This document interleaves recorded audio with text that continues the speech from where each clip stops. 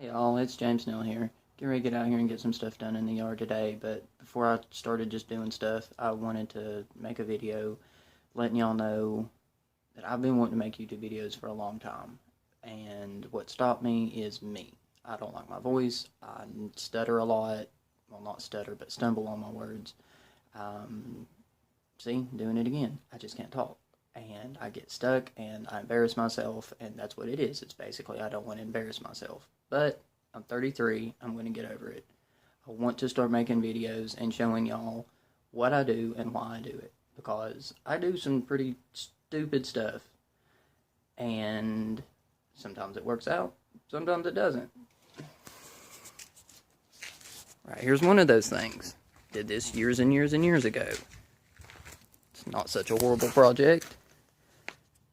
Just needs a motor, a little bit of extra work here and there, it would run right. Here's another one. Decided I wanted to do Holly Sniper EFI. Well, guess what? It runs. The transmission doesn't. So I need transmission work done in it.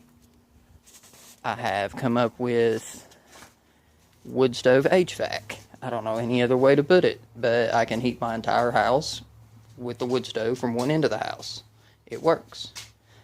We have a razor bike that runs on drill batteries. Easy peasy. Not necessarily good on the drill batteries, but it works. Of course, y'all have seen Frankenbach.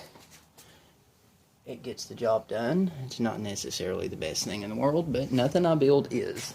Hence, the chicken coop you're seeing here that is my front porch. It's basically made out of pallets. But it gets the job done. That is my life. And that is why I'm making videos. I just want to show y'all the dumb stuff that I do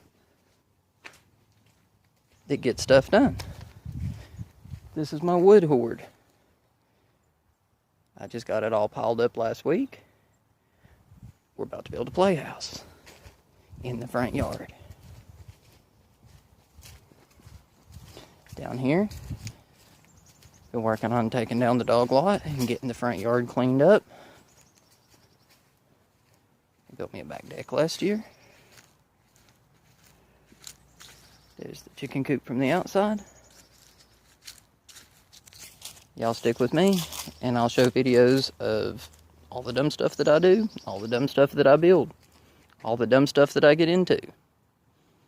Today's project is taking the HVAC unit, I call it an HVAC unit, taking the hood off of the stove, getting down in the heat mass inside of it, and cleaning it out to get the creosote out. Because what happens is I can't burn the wood stove at wide open all the time because it gets too hot in the house. So I have to back it down, and that lets creosote build up because it doesn't let the moisture go all the way through the system the way it's supposed to. It doesn't stay hot enough all the way through the system. And when you see it, you'll see what I mean. So what I have to do periodically is crunch up all the creosote and vacuum it out. And that's what we're doing today. I haven't put any wood in the stove since way before midnight last night. Well, it's probably right at midnight. And we're still looking at 150 degrees, if you can see it. I don't know if you can see. There we go. We're looking at about 150 degrees inside the top of the stove right now. So it's still going to be quite warm inside the barrel. We should probably wait several hours.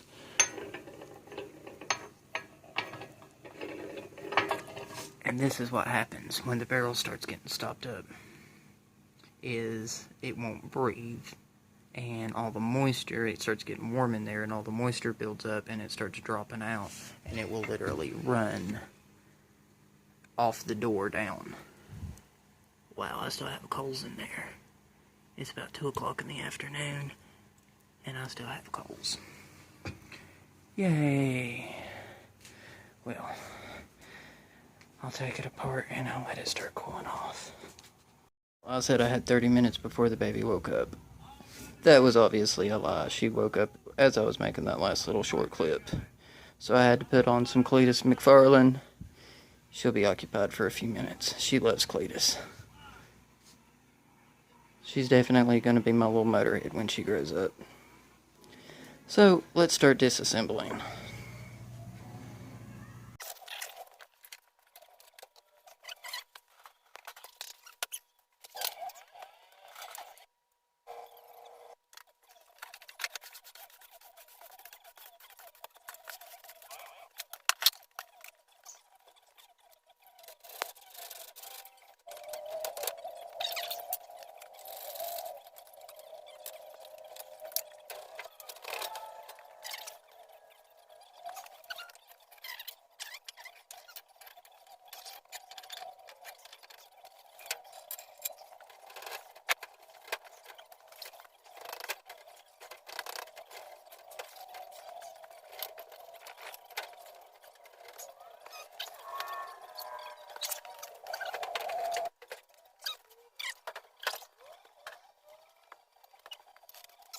Alright, I got lunch going in the air fryer for me and the baby. We're gonna eat some nuggies and eat some watermelon. I got it all hashed out. It's starting to cool off now. You notice how the grate's bowed down in the middle there? Well, that's a $50 grate that has lasted one season. It's working its way down now that I have a flashlight. Woo! Look at all them spider webs. We're gonna have to clean all that out. But you can see that there is a cinder block tall, about 1 cinder block wide hole the air can travel through underneath the barrel, underneath the wood stove, so that when the hood's on it, that's where it gets the air from, is from underneath the front of the wood stove. Let's look at some of these joints. I like using orange silicone because you can see when you have leaks. Like right here, you can see that all of that creosote has come from this one little leak. Oh, that looks pretty good. Looks like I'm just going to have to seal around the top of this lid. Seal around right there where it goes into the barrel a little bit. I think what's happened is the paint was underneath the silicone and it caused it not to seal to the metal well. Those are for my secondary burners, which mostly don't work. Alright, and there it is. And there's the hungry baby.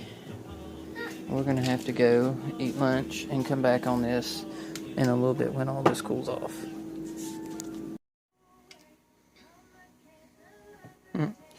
She got her some chicken nuggets and juice. She's happy. We made a trip. Got some more of my orange silicone and a battery for the Ranger. It's absolutely gorgeous out here today. I do not want to have to go inside and make noise and wake the wifey up just because I gotta go in here and do work to the wood stove. You playing in dirt? You just want to stay outside and play all day? That'd be fun, wouldn't it?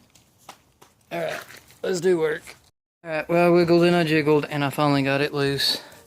Problem is, this part next to the wall tin canned a little bit and it's a little thin from where the wet creosote sits on it. I believe it's acidic and it eats metal. So we'll probably have to replace that piece of pipe.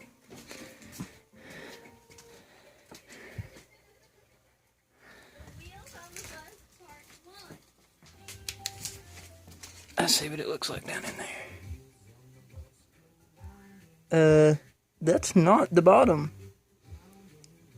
That is nowhere near the bottom. There's inches of creosote on the bottom. Let's get rid of it. I'm ready to vacuum, and I know you're not going to be able to hear me while I vacuum, but this is one of those dumb things that happens that you don't think about. You go to suck ash with a shop vac, it likes to blow it out the little intake and the exhaust vents here in the top on the sides right there. And then your house ends up full of soot and creosote. So, extra hose, vacuum it out from the vacuum cleaner running outside. Yay!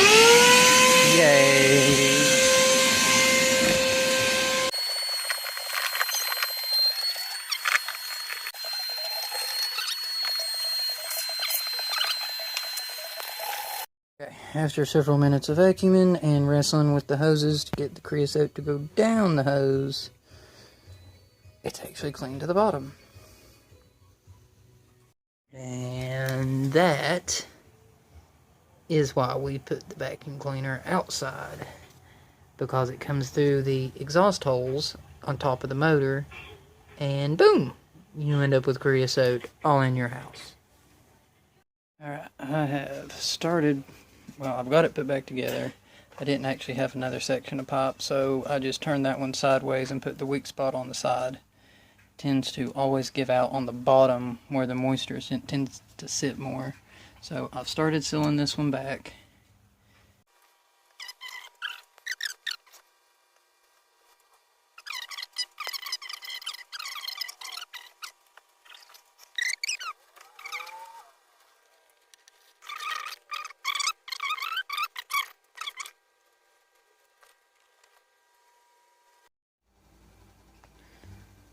check it out. See, all sealed, even around the lids, little lid holes. Actually looks halfway decent. See, all sealed up. And there is 0 point in test firing it and seeing if it leaks without the hood on it, because the hood is what creates the vacuum that will pull the smoke through. So the only thing I can do is go ahead and put it all the way back together, start a fire, and then see if I smell smoke in the bedroom.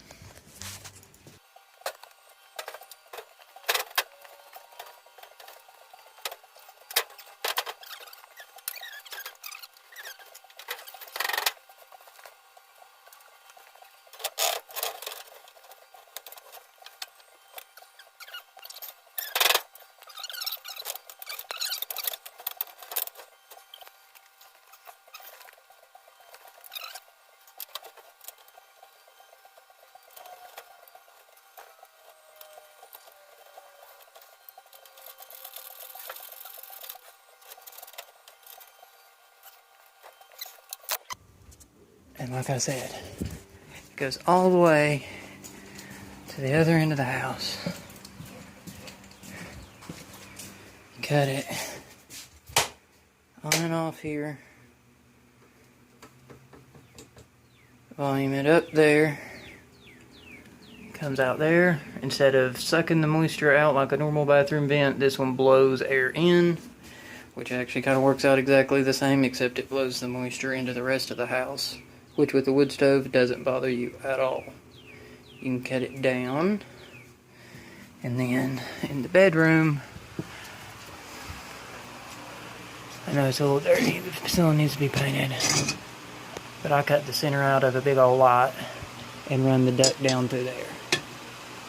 That way,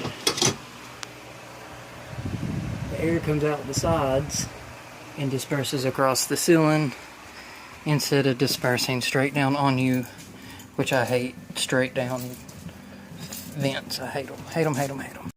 And we're back. We have eaten, we have showered, we've got all cleaned up for the night. I thought I was recording a minute ago whenever I was lighting the fire, but it cut off halfway through a word, so I didn't actually get to show the lighting, but it drafts good. It does what it's supposed to do. This isn't, of course, the first rendition of my air handler. My first rendition of the air handler was a 50-gallon barrel sitting on top of the stove with holes cut in it for the smoke to go through, and then just a register in the ceiling. And I thought that was going to, I don't know, magically collect enough hot air to go through and heat up the bedroom, and it didn't. So what I ended up doing for my first air handler was just basically taping boxes to the ceiling around the 50-gallon barrel. That way when the 50-gallon barrel got hot, bam, all the heat would go up into the cardboard. And that was dangerous. There was no thermal mass inside the barrel. It completely got gunked in with creosote, and I threw it down through the yard and have subsequently just used it for bonfires and burning stuff in the yard. The second rendition of the air handler was like a 15-gallon barrel turned sideways, lined with bricks, with metal over it, with a duct going up into the ceiling. And that worked better, but it still didn't work well enough. It wasn't enough air in the system to get hot, to get through, to heat up the bedroom. This one works really well. The only problem I'm having with this one is that it still heats up the living room too much and not the bedroom enough.